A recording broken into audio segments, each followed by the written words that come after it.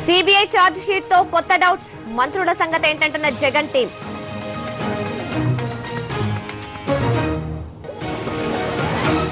కాంగ్రెస్ నేతల మధ్య తారాస్థాయికి విభేదాలు, రాష్ట్ర వ్యవహారాలపై ఢిల్లీ పర్యవేక్షణ.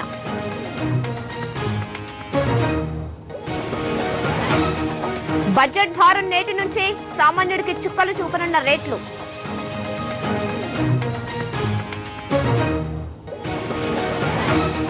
ఇసుక తవ్వకాలకు బ్రేక్, అందిన కాడికి దండుకుంటున్న కాంట్రాక్టర్లు.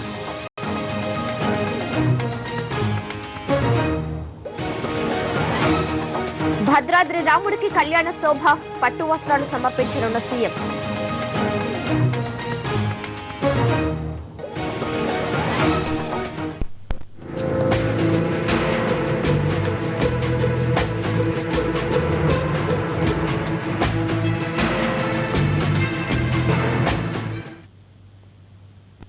జగన్ ఆస్తుల కేసులో విచారణ కొంతమేర పూర్తయింది. సిబిఐ ఛార్జ్ షీట్ దాఖలు చేసింది. అయితే సిబిఐ ఇందులో చేస్తున్న ఆరోపణలకు ఆధారాలు ఏమైనా సంపాదించిందా అనేదే సందేహం. అసలు ఈ వ్యవహారం ఎక్కడ మొదలైంది, ఎలాంటి మలుపులకు దారితీసింది? జగన్ ఆస్తుల కేసు యాదృష్టికంగా జరిగిన ఘటనైనా వేధింపుల ప్రక్రియలో భాగంగానే మొదలైందా?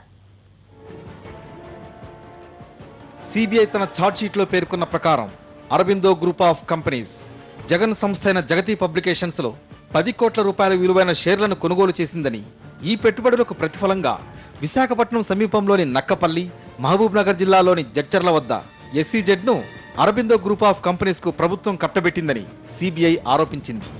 ఇది ఖచ్చితంగా క్విడ్ ప్రో కో కిందకే వస్తుందని సిబిఐ పేర్కొంది.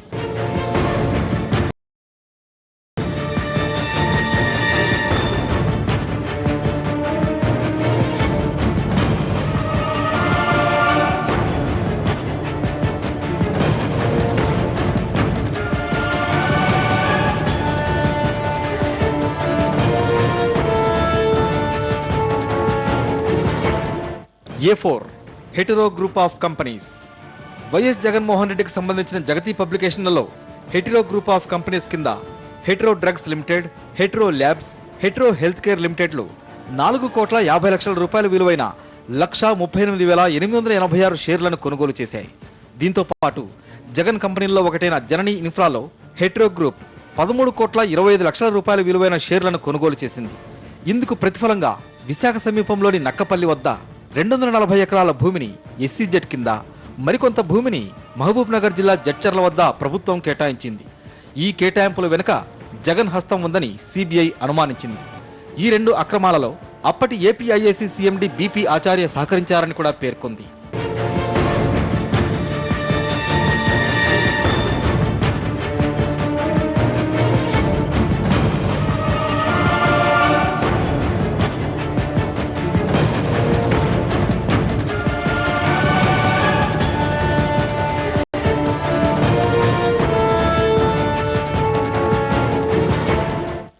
A5 trident life sciences private limited. ప్రభుత్వం నుంచి భూములు పొందిన అరబిందో ఫార్మా లిమిటెడ్ తన అధీనంలో ఉన్న భూములను ట్రిడెంట్ లైఫ్ సైన్సెస్ కు కట్టబెట్టిందని, ఏపీఐఏసీ నిబంధనల ప్రకారం భూములు అమ్మాలంటే చదరపు మీటర్ స్థలాన్ని 500కు అమ్మాల్సిన భూమిని కేవలం 150 రూపాయలకే కట్టబెట్టిందని, ఏపీఐఏసీని ఈ 2 కంపెనీలు ఉద్దేశపూర్వకంగా మోసం చేశాయని, ఇందుకు 9వ నిందితుడైన బీపీ ఆచార్య సహకరించారని కూడా సిబిఐ పేర్కొంది. మొదటి 2 నిందితులు ప్రజలను మోసం చేసే కుట్రకు పాల్పడగా 3 కంపెనీలు వాటి ద్వారా లబ్ధి పొందాయి. అయితే తమ కంపెనీలకు లాభం చేకూరేలా వ్యవహరించిన వారు కంపెనీల మధ్య లావాదేవీలలో చట్టపరంగా లేకున్నా చూసి చూడనట్లు వ్యవహరించిన ప్రభుత్వాధికారులను కూడా నిందితుల జాబితాలో చేర్చింది సిబిఐ. A6 శ్రీనివాసరెడ్డి. హెటెరో కంపెనీకి ప్రభుత్వం నుంచి లబ్ధి చేకూర్చేందుకు జగన్కు చెందిన జగతి పబ్లికేషన్లో పెట్టుబడులు పెట్టడంలో, ప్రభుత్వం నుంచి ప్రతిఫలం పొందడంలో శ్రీనివాసరెడ్డి కీలక పాత్ర పోషించారు. హెటెరో డ్రగ్స్ కు డైరెక్టర్గా ఉన్న ఆయన ఈ లావాదేవీలన్నింటి గురించి తెలిసినవాడు. A7 నిత్యానందరెడ్డి. అరబిందో ఫార్మా ఎండీగా ఉన్న నిత్యానందరెడ్డి ప్రభుత్వాధికారులతో కుమ్మక్కై నిబంధనలకు విరుద్ధంగా అరబిందోకు కేటాయించిన భూమిలో 30 ఎకరాల స్థలాన్ని అక్రమంగా తన బంధువులకు చెందిన ట్రిడెంట్ లైఫ్ సైన్సెస్ కు కేటాయించారని, పైగా ఇది 100% అరబిందో ఫార్మాకు చెందిన కంపెనీయేనని అబద్ధపు ఆధారాలతో ప్రభుత్వాన్ని మోసం చేశారని కూడా నిత్యానందరెడ్డిపై అభియోగాలు నమోదయ్యాయి. A8 శరత్ చంద్రారెడ్డి. అరబిందో ఫార్మా ఎండి నిత్యానంద రెడ్డికి దగ్గర బంధువైన శరత్చంద్రారెడ్డి అరబిందోకు కేటాయించిన భూమిని కారు చౌకగా కొనేయడం ద్వారా ప్రభుత్వాన్ని మోసం చేశారని, నిత్యానంద రెడ్డితో కలిసి అప్పటి ఏపీఐఏసీ చైర్మన్ బీపీ ఆచార్యతో కుమ్మక్కయ్యారని సిబిఐ ఆరోపించింది. ఏ9 బీపీ ఆచార్య ఏపీఐఏసీకి అప్పటి చైర్మన్గా ఉన్న బీపీ ఆచార్య కుట్రపూరితంగా వ్యవహరించారని సిబిఐ పేర్కొంది. ప్రభుత్వాన్ని మోసం చేసి అరబిందో గ్రూప్ ఆఫ్ కంపెనీస్కు, హెట్రో డ్రగ్స్ కంపెనీలకు ఒక్కొక్కరికి 75 ఎకరాల భూమిని అదనంగా కేటాయించారని సిబిఐ ఆరోపించింది. ఇది ఉద్దేశపూర్వకంగా నేరానికి పాల్పడమేనని కూడా చెప్పింది. ఈ కంపెనీలకు భూములను కేటాయించడంలో వాటి వాస్తవిక అవసరాలను ఆచార్య అంచనాలు వేయలేదని, అప్పటి ముఖ్యమంత్రి నోటి మాటగా చెప్పిన ధరకు ఈ 2 కంపెనీలకు ఆచార్య భూములు అప్పగించారని, కేటాయించిన భూమిలో కొన్ని చోట్ల ఇంకా పని మొదలు కాలేదని సిబిఐ తన ఛార్జ్షీట్లో పేర్కొంది. ఏ10 ఎద్దనపూడి విజయలక్ష్మి బీపీ ఆచార్య సీఎండీగా ఉన్న సమయంలో ఏపీఐఐసీ ప్రాజెక్ట్స్ జనరల్ మేనేజర్గా ఉన్న ఎద్దనపూడి విజయలక్ష్మి కూడా అరబిందో, ట్రిడెంట్ కంపెనీల అక్రమ వ్యవహారాలు తెలిసి కూడా ప్రభుత్వానికి తెలపలేదని, తన చర్య ద్వారా ఆమె కూడా ప్రభుత్వ ధనం దుర్వినియోగం కావడానికి సహకరించారన్న అభియోగంతో సిబిఐ ఆమెను 10వ నిందితురాలుగా పేర్కొంది. ఏ11 చంద్రమౌళి అరబిందో ఫార్మా అరబిందో ఫార్మాకు ట్రిడెంట్ లైఫ్ సైన్సెస్లో 100% వాటాలు లేవన్న సంగతి తెలిసి కూడా ఆయన ఈ విషయాన్ని ప్రభుత్వానికి చెప్పలేదని, పైగా అరబిందోకు 100% వాటా ఉన్నట్లు అబద్ధపు సర్టిఫికేట్ కూడా ఇచ్చారని, తద్వారా ప్రభుత్వాన్ని మోసం చేశారు కాబట్టి ఆయన్ను 11వ నిందితుడిగా పేర్కొంటున్నట్లు సిబిఐ ఛార్జ్షీట్లో తెలిపింది. వీరితో పాటు ఏ1, ఏ2 నిందితుల నేరాలకు ఆలవాలమైన జగతి పబ్లికేషన్స్, జనని ఇన్ఫ్రాస్ట్రక్చర్ల మేనేజింగ్ డైరెక్టర్లను సిబిఐ తన ఛార్జ్షీట్లో 12, 13వ నిందితులుగా పేర్కొంటూ ఛార్జ్షీట్ రూపొందించింది. జగన్ ఆస్తుల కేసులో సిబిఐ విస్తృతంగా శోధించిన ఛార్జ్షీట్లో దాని తాలూకు రిఫ్లెక్షన్లు కనిపించలేదు. పిటిషన్లో ఉన్న అంశాలనే అటూ ఇటూ తిప్పి చెప్పుకొచ్చింది. జగన్ కంపెనీలోకి పెట్టుబడులు వచ్చిన విధానం కానీ, అందులో అక్రమాలు ఏ విధంగా జరిగాయో దర్యాప్తు సంస్థ పూర్తి స్థాయిలో ఆధారాలు సేకరించలేకపోయింది. భూములు ఇచ్చినందునే జగన్ కంపెనీల్లో పెట్టుబడులు పెట్టారని సిబిఐ చెబుతున్న తీరు చూస్తే ఈ కేసు ఇప్పుడున్న మంత్రుల మెడకు కూడా చుట్టుకునే అవకాశాలు కనిపిస్తున్నాయి.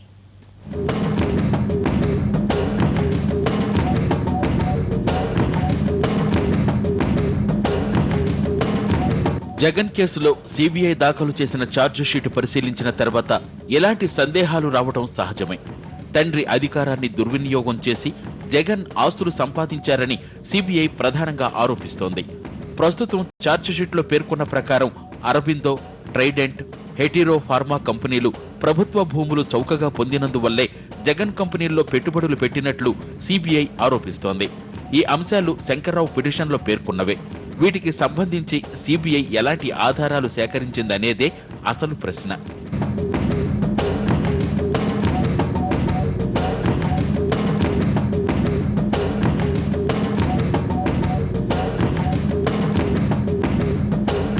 టూజీ కేసులో సిబిఐ పక్కాగా ఛార్జిషీటు దాఖలు చేసింది. కాగ్ రిపోర్ట్లో పేర్కొన్న అంశాల ఆధారంగా దర్యాప్తు సాగించి అర్హత లేని కంపెనీలకు అధిక మొత్తంలో స్పెక్ట్రమ్ని చౌకగా కట్టబెట్టిన వైనాన్ని బట్టబయలు చేసింది. స్వాన్, యూనిటెక్, కలైంగర్ టీవీల్లో పెట్టుబడులు పెట్టడంపై స్పష్టమైన ఆధారాలు ఉన్నాయి. కానీ జగన్ కేసులో అలాంటివేమీ సిబిఐ వద్ద ఉన్నట్లు కనిపించటం లేదు. వైఎస్ హయాంలో భూ కేటాయింపులు జరిగితే అందులో మంత్రుల బాధ్యత గురించి సిబిఐ ఎక్కడా పేర్కొనలేదు. ప్రభుత్వం భూములు కేటాయించేటప్పుడు ఎకరం కంటే ఎక్కువగా ఇచ్చే పక్షంలో దానికి మంత్రిమండలి ఆమోదం తప్పనిసరిగా ఉండాలి. ఈ లెక్కన చూస్తే అరబిందో, హెటీరోలకు భూముల కేటాయింపులో వైఎస్తో పాటు మంత్రివర్గం కూడా గుడ్డిగా వ్యవహరించినట్లు తెలుస్తోంది. అప్పట్లో జరిగిన తప్పులకు వైఎస్ బాధ్యత ఉంటే మంత్రులకి బాధ్యత లేదా అనే ప్రశ్న ఉత్పన్నమవుతుంది. వైఎస్ హయాంలో మంత్రులుగా పనిచేసిన వారు కూడా ఈ కేసులో చిక్కుకునే ప్రమాదం కనిపిస్తోంది. జగన్ ఆస్తుల కేసులో విచారణ కొంతమేర పూర్తయింది. సిబిఐ ఛార్జిషీటు దాఖలు చేసింది. అయితే సిబిఐ ఇందులో చేస్తున్న ఆరోపణలకు ఆధారాలేమైనా సంపాదించిందా అనేదే సందేహం. అసలు ఈ వ్యవహారం ఎక్కడ మొదలైంది, ఎలాంటి మలుపులు తిరిగింది? జగన్ ఆస్తుల కేసు యాదృశ్చికంగా జరిగిన ఘటనైనా వేధింపుల ప్రక్రియలో భాగంగానే మొదలైందా?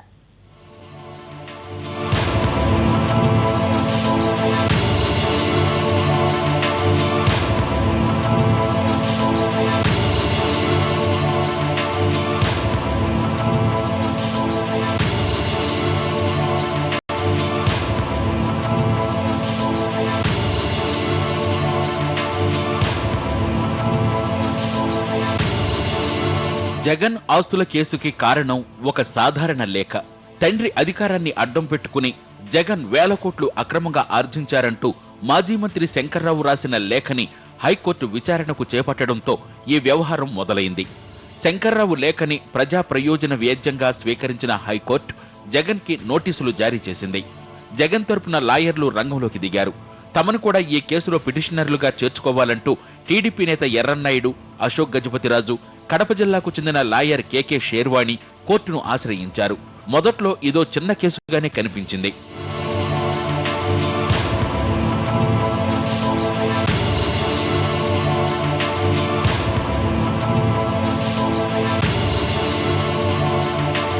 జగన్ ఆస్తుల వ్యవహారంలో ప్రాథమిక విచారణ జరపాలని హైకోర్టు ఆదేశించడంతో అప్పటి వరకు లైట్ గా కనిపించిన వ్యవహారం కాస్త సీరియస్ గా మారింది. దీంతో జగన్ సుప్రీంని ఆశ్రయించారు. అక్కడ చొక్కెదురయ్యింది. జగన్ ఆస్తుల కేసుపై విచారణ మొదలయ్యింది.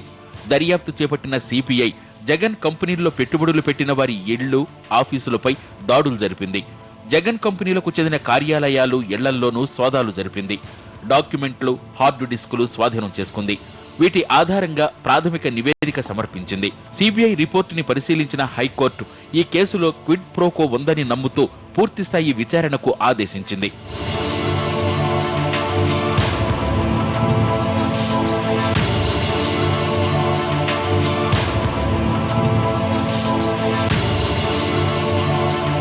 హైకోర్టు ఆదేశాలతో రంగంలోకి దిగిన సిబిఐ పిటిషనర్లు పేర్కొన్న అంశాలపై దృష్టి సారించింది.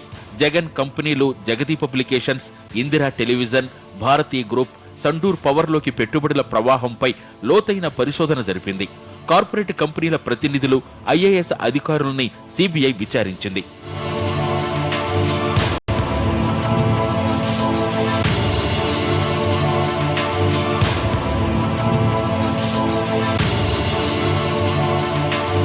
కార్పొరేట్ కంపెనీల ప్రతినిధులతో పాటు జగన్ కంపెనీల ఆడిటింగ్ చూసే విజయసాయిరెడ్డిని కూడా సిబిఐ విచారించింది. ఉన్నట్టుండి ఒక రోజున విజయసాయిని అరెస్టు చేసింది. రోజుల తరబడి విజయసాయిని విచారించిన సిబిఐ జగన్ ఆస్తుల కేసులో కీలక ఆధారాలు సేకరించలేకపోయింది. జగన్ సంస్థల విలువని ఎక్కువ చేసి చూపేందుకు డెలాయిట్ పై విజయసాయిరెడ్డి ఒత్తిడి తెచ్చారనే దానిపై సిబిఐకి విలువైన సమాచారం లభించింది.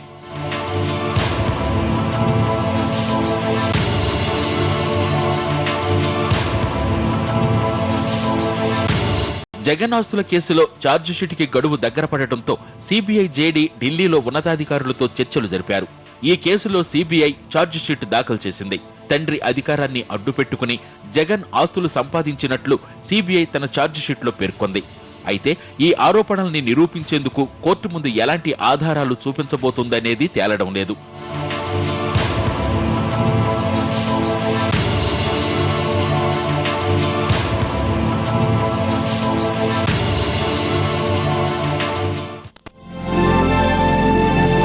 జగదానందకారక జయ జానకి ప్రాణనాయక.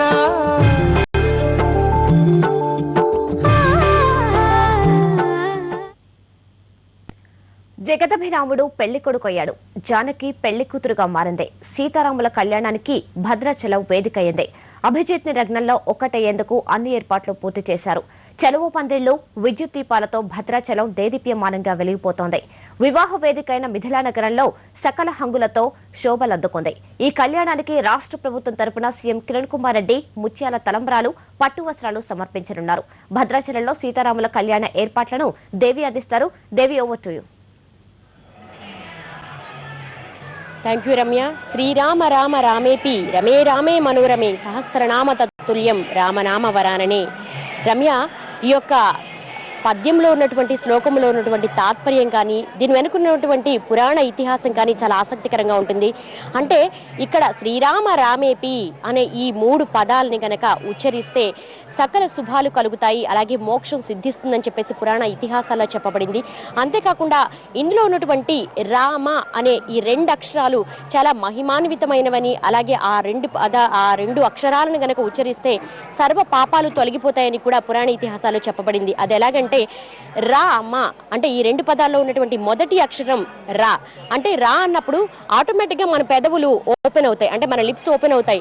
ఆ పెదవులు విచ్చుకున్నప్పుడు మనలో ఉన్నటువంటి ఏవైతే ఉన్నాయో భావోద్వేగాలు కావచ్చు, అలాగే ఈర్ష్యాద్వేషాలు కావచ్చు, కామ క్రోధానికి సంబంధించినటువంటి పాపం అంతా కూడా బయటికి నెట్టవేయబడుతుంది. అలాగే రామ పదవులోని రెండో అక్షరం మా అన్నప్పుడు ఆటోమేటిక్గా మన పెదవులు మూసుకుపోతాయి. అంటే ఎప్పుడైతే లిప్స్ క్లోజ్ అవుతాయో బయట ఉన్నటువంటి కాలుష్యము ఆ పాపము లోపలికి రాదనమాట. అంటే ఈ రామ అనే పదాన్ని మనం ఒక్కసారి ఉచ్చరించడం ద్వారా మనలో ఉన్నటువంటి పాపాలని తొలగిపోయి ఆ యొక్క వ్యక్తికి మోక్షం సిద్ధిస్తుందని మన పురాణ ఇతిహాసాల్లో చెప్పబడింది.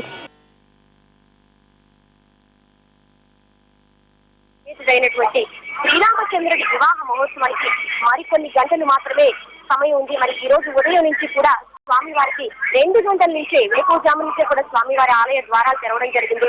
ఆ స్వామివారికి ఇక్కడ మనం విశేషం చెప్పుకోవాల్సింది ఏంటంటే, శివుడు అభిషేక ప్రియుడైతే మహావిష్ణువు అలంకార ప్రియుడు అంటారు. అంటే అనేక రకాలైన పుష్పాలతో స్వామివారిని అలంకరించారు. అలాగే ఈ రోజు ఉదయం 8 గంటలకి లోపల ఉన్నటువంటి గృహమూర్తులు ప్రత్యేకమైన తిరు కళ్యాణం చేస్తారు. ఆ తిరు కళ్యాణం చేసిన తర్వాత 10:30 గంటలకి వివాహ మహోత్సవం ఘట్టము అభిషేక లగ్నం అందే స్వామివారికి వివాహ మహోత్సవం జరుగుతుంది.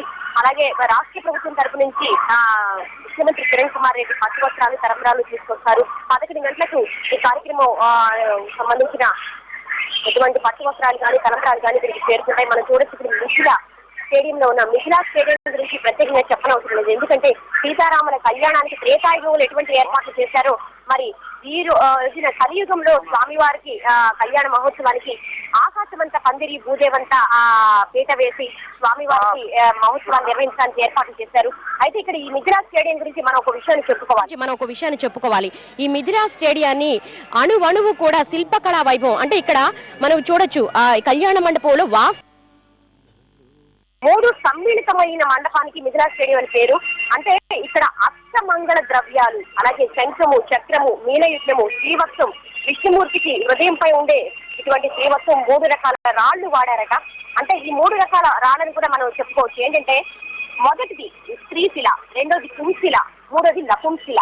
అంటే స్త్రీశిల ఆడవాళ్ల విగ్రహాలకి మాత్రమే ఏర్పాటు చేస్తూ ఉంటారు. అలాగే పుంశిల పురుషుల విగ్రహాలు చెప్తూ ఉంటాయి.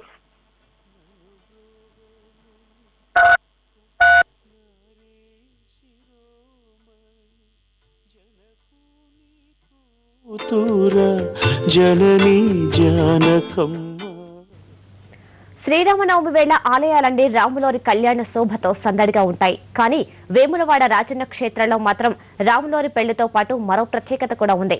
ఓవైపు సీతారాములు కళ్యాణం జరుగుతుండగానే మరోవైపు హిజ్రాలు, జోగినిలు శివుడిని పెళ్లాడతారు. ఇది కరీంనగర్ జిల్లా వేములవాడ రాజన్న క్షేత్రం. శ్రీరామనవమికి ఒకరోజు ముందుగానే ఇక్కడ సీతారాముల కళ్యాణం జరుగుతుంది. అయితే అన్ని క్షేత్రాల్లో జరిగే కళ్యాణోత్సవాలకు ఇక్కడ జరిగే కళ్యాణోత్సవానికి తేడా ఉంది. ఇక్కడ సీతారాముల పెళ్లితో పాటు శివుడి కళ్యాణం కూడా జరుగుతుంది. హిజ్రాలు, జోగినీలు ఆ అర్ధనారీశ్వరుడికి అంకితమవుతారు.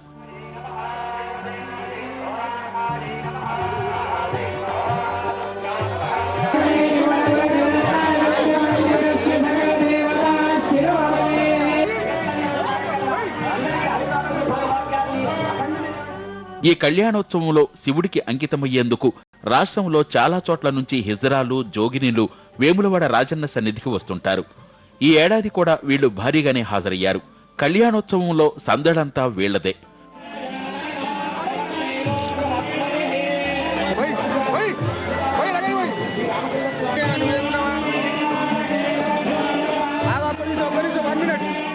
సీతారాముల కళ్యాణానికి శ్యామల తలంబరాలందించారు.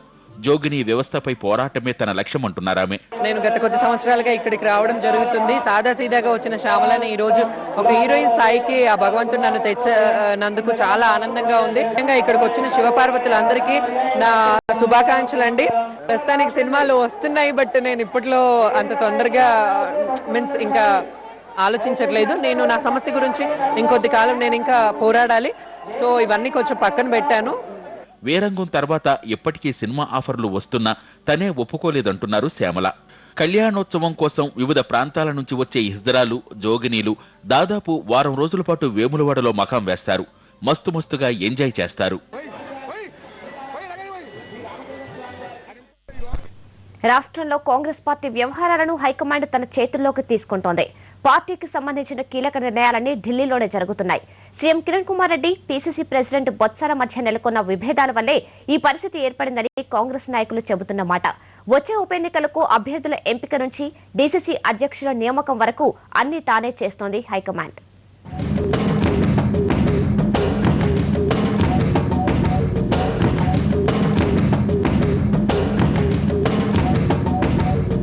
రాష్ట్ర నాయకత్వంలో విభేదాలతో తలబొప్పి కట్టిన కాంగ్రెస్ హైకమాండ్ సొంత ఏర్పాట్లు చేసుకుంటోంది. రాష్ట్రానికి సంబంధించిన అన్ని నిర్ణయాల్లో తానే నిర్ణయాలు తీసుకుంటోంది. CM Kiran Kumar Reddy, PCC chief బొత్సల మధ్య విభేదాలు తీవ్ర రూపం దాల్చి 2 వర్గాలుగా విడిపోవడంతో ఈ ఇద్దరిని పక్కన పెట్టేసింది. ఒకరు తీసుకున్న నిర్ణయంపై మరొకరు ఫిర్యాదులు చేసుకోవడంతో వీళ్ళిద్దరూ చేయాల్సిన పనులను తానే స్వయంగా చేస్తోంది. వచ్చే ఉప ఎన్నికల్లో పోటీ చేయాల్సిన అభ్యర్థుల ఎంపిక నుంచి జిల్లా కాంగ్రెస్ అధ్యక్షుల నియామకం వరకు అధిష్టానమే నేరుగా రంగంలోకి దిగి కసరత్తు చేస్తోంది. ఇటీవల జరిగిన ఉప ఎన్నికల్లో కిరణ్, బొత్సలు చేసిన పొరపాట్ల కారణంగానే ఓడిపోవలసి వచ్చింది. ఇదే విషయాన్ని సీఎం స్వయంగా అంగీకరించారు కూడా. పార్టీ, ప్రభుత్వాధినేతల మధ్య నెలకొన్న విభేదాలతో నష్టం వాటిల్లుతోందని గ్రహించిన హైకమాండ్ ఇక నుంచి ముఖ్యమైన నిర్ణయాలను తానే చూసుకోవాలని నిర్ణయించుకుంది. దీనికోసం రాష్ట్ర వ్యవహారాల ఇన్ఛార్జ్ గులాం నబీ ఆజాద్ ఎక్కువ సమయం కేటాయిస్తున్నారు.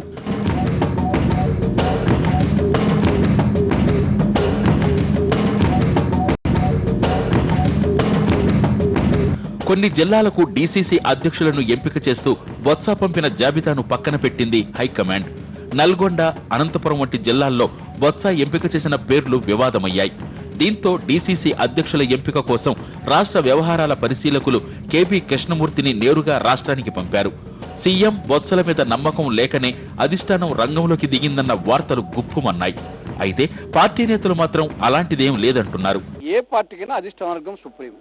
కాబట్టి అధిష్టాన వర్గము ఆదేశాల మేరకు అటు ముఖ్యమంత్రి గారు, పీసీసీ అధ్యక్షులు, ఓవరాల్ గా పార్టీ ఆర్గనైజేషన్ కానీ ఏదైనా కానీ అధిష్టాన వర్గం అందరితో మాట నిర్ణయం తీసుకుంటుంది. కాబట్టి ఇక్కడ అధిష్టాన వర్గం అనేది ఇంపార్టెంట్.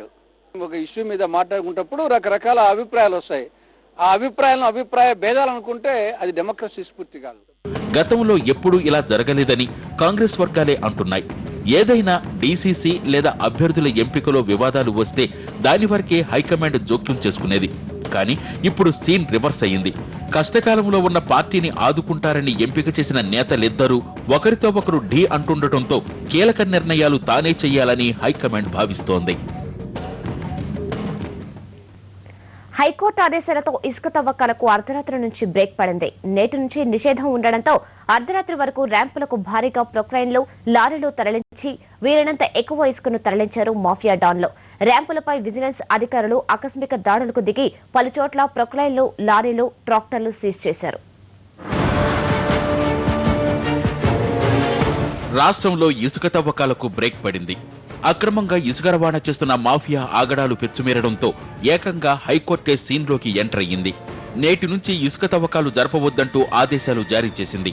అర్ధరాత్రి నుంచే ఈ ఆదేశాలు అమల్లోకొచ్చాయి.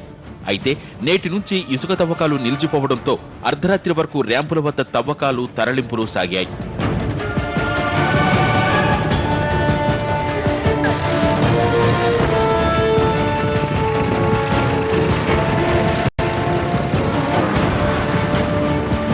ఇసుక తవ్వకాలు నిలిచిపోవడంతో డిమాండ్ ఒక్కసారిగా పెరిగిపోయింది. సేనరేజ్తో కలిపి ఇప్పటి వరకు లారీకి 1500 మాత్రమే వసూలు చేసే కాంట్రాక్టర్లు ఒక్కసారిగా ధరను 6 నుంచి 8,000 రూపాయలకు పెంచేశారు. 604,441 కోట్లు జనం మీద భారం మోపింది కిరణ్ సర్కార్. దీని ప్రభావం కనిపించకుండా ట్విస్టులు వెతుక్కుంటుంది సర్కార్. ఛార్జీల స్లాబులు, బిల్లింగ్ విధానం అంతా మార్చింది. టెలిస్కోపిక్ విధానం అమలు చేస్తోంది. ఈ విధానంలో బిల్లులు వసూలు చేయటం కూడా వినియోగదారుడికి పెద్ద భారమే. ఒక స్లాబ్ నుంచి మరో స్లాబ్లో ఒక యూనిట్ చేరినా వచ్చిన అన్ని యూనిట్లకు కొత్తగా ఎంటర్ అయిన స్లాబ్ రేట్లే వర్తిస్తాయి. ఉదాహరణకు 200 యూనిట్ల విద్యుత్ వాడితే ప్రతి యూనిట్కి 3.60 పైసలు లెక్కగడతారు. కానీ 201 యూనిట్ వాడిన 300 యూనిట్ల స్లాబ్కు వాడే 4.75 పైసలు చెల్లించాల్సి ఉంటుంది. ఇలా కేంద్రాల, రాష్ట్రాల ఛార్జీల దరువుతో నేటి నుంచి సామాన్యుడు చితికిపోనున్నాడు. ఇవి బులెటిన్ విశేషాలు. నమస్తే.